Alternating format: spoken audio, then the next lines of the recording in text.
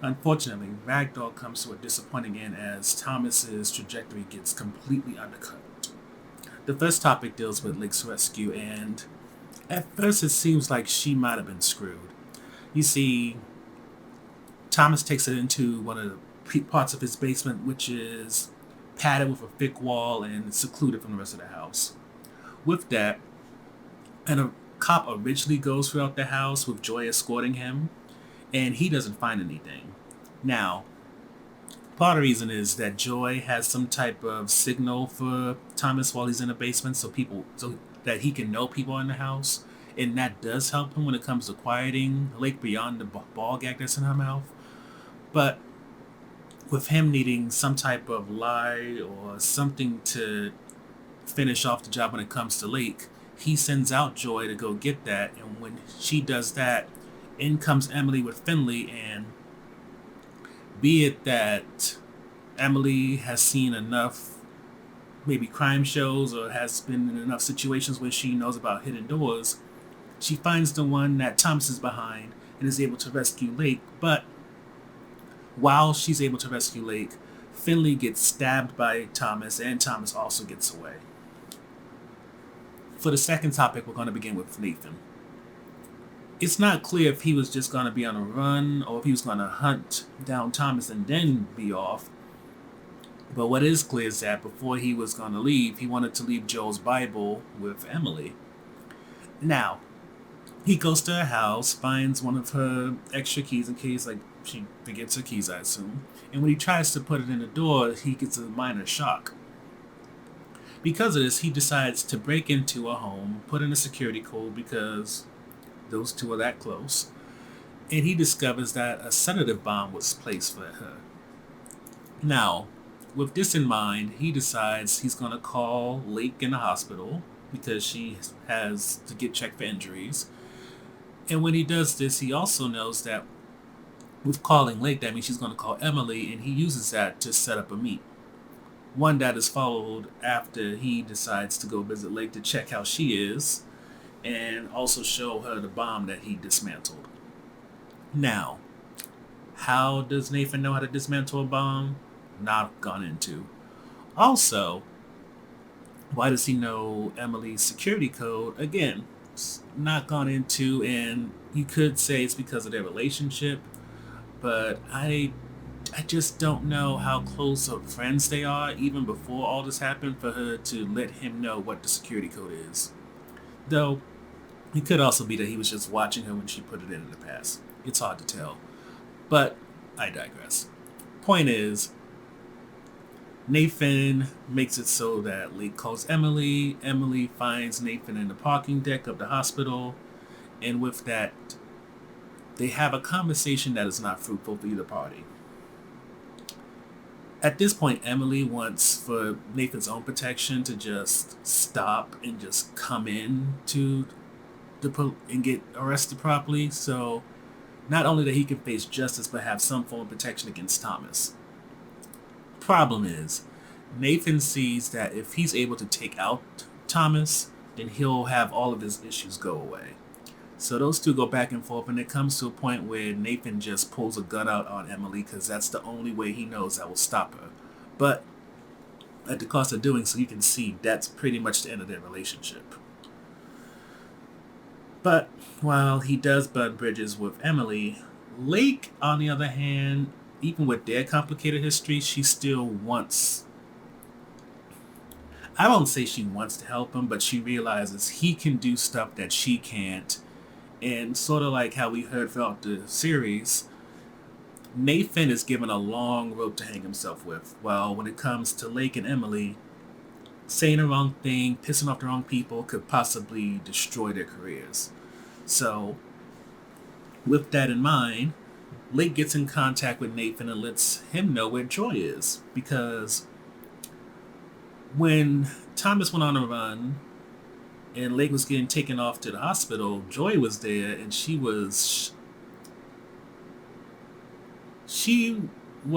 in this state of mind where she was shocked, but at the same time, she switched up quickly to make it so that she can be the victim of the situation and get away with it. Lake isn't happy about this at all because she knows that Joy was involved, but she can't necessarily prove it at this point. So maybe a part of her hoped that Nathan would have not only focused on Thomas but also did something to Joy because, he's off his rocker. But unfortunately for her, but fortunately for Emily, the only thing that Nathan does is meet up with Joy and gets directed to the cable station. Now, why the cable station? Well, earlier that day, Emily was giving a interview with one of the newscasters who was a bit hard on the person who's become known as quote-unquote Carnage Bay. And there just came a point during the interview when Emily decided to stop using the talking points that her upper management has given her and just stop being real about how helpless she's feeling, about how powerless she feels. And also she puts it's not a hit that she put on him. She put Nathan's name and face out there as somebody who's dangerous just so that she can possibly get him back into not back into the fold, but, have him get captured and protected. Once that interview is over, she's getting phone calls because that was not what she was supposed to say, but it does... Long story short, because I'm starting to lose my train of thought. Thomas, using Joy's keycard, pretended to be a crew member, and after Emily's interview, he decides that's the perfect time to take her somewhere in the back, knock her out, and prep her for what should be the finale. This is when the show kind of goes off the cliff and pretty much ruins all the momentum that we've had up till now. You see, what happens is that Nathan walks into the cable station, and through one of the screens, he sees that Thomas is there, and he calls up Lake. Of course, she's on her way, but Nathan is already there, so he goes down to the stage, and Emily tells him to handcuff himself to one of the railings for where the audience is. He does so, and then following that, Thomas comes out with a security guard whose life he's threatening, and he forces Emily to huff weed killer. This allows the security guard to go because Emily does it to save the man's life, and it seems that one of the steps to taking out Nathan was to have him suffer watching Emily die, but the problem with this is he forgot that Nathan was very much willing to kill himself earlier, so as Nathan starts banging his head against one of the cases where they move equipment, and of course Thomas tries to stop him because he's ruining his plan, Emily gets a fire extinguisher and knocks out Thomas temporarily. Lake comes in, tries to get Nathan's handcuffs off because she didn't bring any so that they can properly arrest Thomas, but once again, Thomas gets away. And this is when things become like, why did I watch the show? Thomas and Joy was supposed to run off with each other, but the problem with this is Joy seems like one of those people who would send letters to prisoners because they think that a killer is so hot. And with Thomas wanting to run and not continue, you can see that she loses respect and interest in him.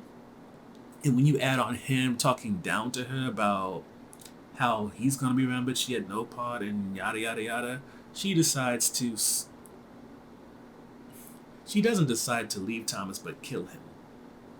Now, I don't fully understand how she was able to possibly flip a man over a railing that's maybe a good 50 to 100 pounds more than her.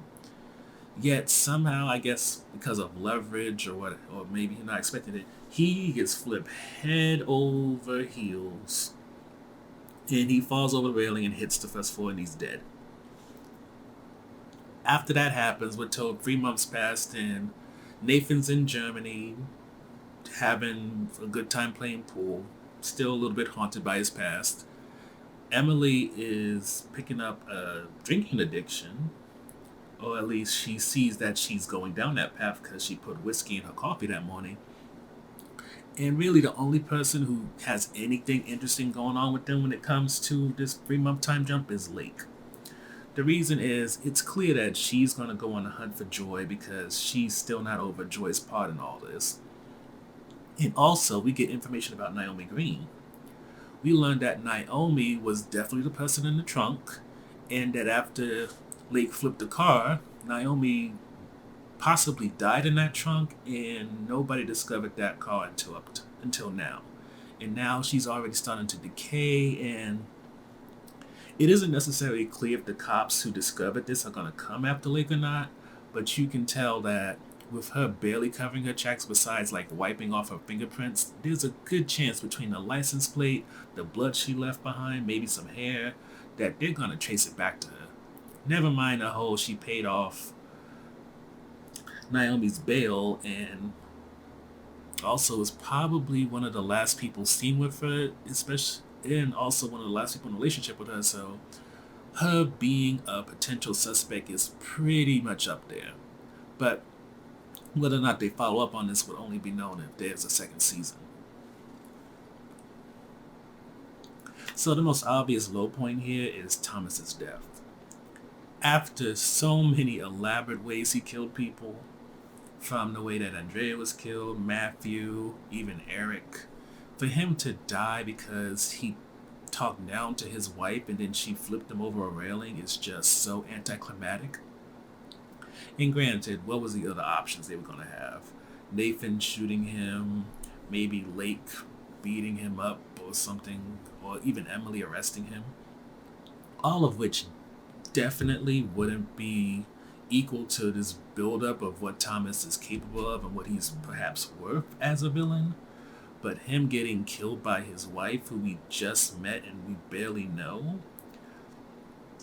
as much as you can see that as setting up a second season, at the same time, if that's how they treat a villain like Thomas, imagine what they would do with Joy. Someone who, yes, is definitely off her rocker, but I wouldn't say is somebody who has shown any signs that she can have as much of an intrigue as Thomas made. When it comes to the on defense topics, we have two that stand out. The first is Emily and how she's being handled. When it comes to Emily, the show has definitely pushed the idea that she is a token in such a way that she can't really fail the same way that Nathan could. And granted, there was no real punishment shown when it came to the whole situation with Matthew Wingate. Like, supposedly she was stripped down to just having a title, yet she still had authority over the case. And we're not told when the 3-month time jump happens that she's now officially going to be kind of demoted. Rather, it's just a lot of smoke and mirrors. And I think between the Mark Hooper case, losing that child before this season happened, and then everybody that Thomas killed from the Ragdoll to the list, and also being pushed pushed in front of the public, it's wearing down on Emily. And without Nathan, without that family connection, it seems to be at that point where she's using alcohol to compensate for the fact that she doesn't have any relations or friends or anybody really. And granted, Lake would be more than willing to kind of pick up the slack, but I think after Nathan, Emily is a bit more smarter about her business, personal relationships. And add on that Lake did say that she had a complicated relationship with one of her professors, and you can tell that Lake may like Emily a bit more than just as a mentor and boss. I don't think that Emily wants to go down that road because she has more than enough BS to deal with from her past, that she doesn't need this new form of BS that she doesn't know how to navigate. For it's one thing to be one of the few or only black women on the force and trying to navigate that while also trying to move up in your career, but then to have someone like Lake get on your case, have a potential Me Too situation, I don't think she even wants to fathom how she's going to weather that storm after barely getting out this one with Nathan.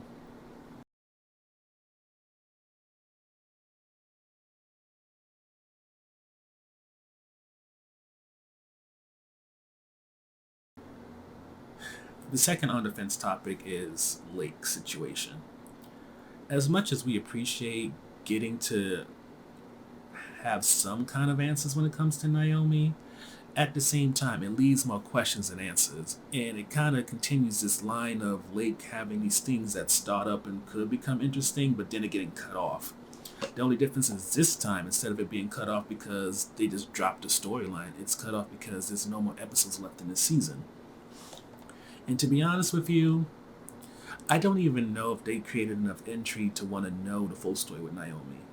Yes, we are aware that Naomi is one of Lake's ex girlfriends, that Naomi committed a crime that Lake bailed her out on, and that Naomi was in the trunk and died in the trunk. And it seems that nobody discovered that body until now. However, there's still a question of how and why she was in that trunk, whether or not Lake injured her before she was in that trunk, and was it a case of trying to get her to Mexico or Canada, or was it just her trying to get her to the courthouse? And all these questions are worth asking, but I wouldn't say they make you clamor for a second season so we can actually get the answers. If anything, it just continues this pattern of feeling that the show wanted to build more on stories and things for you to want to be interested in, but when it actually comes to building up these characters, they just want them to be more reactive and have things happen to them, and you see them try to navigate this rather than like develop them as people and really get to know them to the point that you can feel truly attached. Because the thing is supposed to be attached to is the fact that people are being killed in very gruesome ways, rather than the mystery, which is who are these people before all this happened, and how is all this that's happening to them changing them. Because, not to make this a tangent, since we're going to have a season review done hopefully later this week, but when you just look at Lake's trajectory as a person, her having what seemed to be PTSD after Eric and then that falling off, us seeing Hannah in that situation and that falling off, and even her trying to bond with Emily and how that was kind of off and on, even now at this point with Emily opening up to Lake about her drinking. It's one of those situations where I'm not sure if the show needed more time and that was the problem, or if it was just one of those situations where they just wanted to get people talking about the first season so that they can build up hype, and then in the second season really like build up these characters that we've already met and gone through so much with. But either way, the first season definitely had its highs and lows, and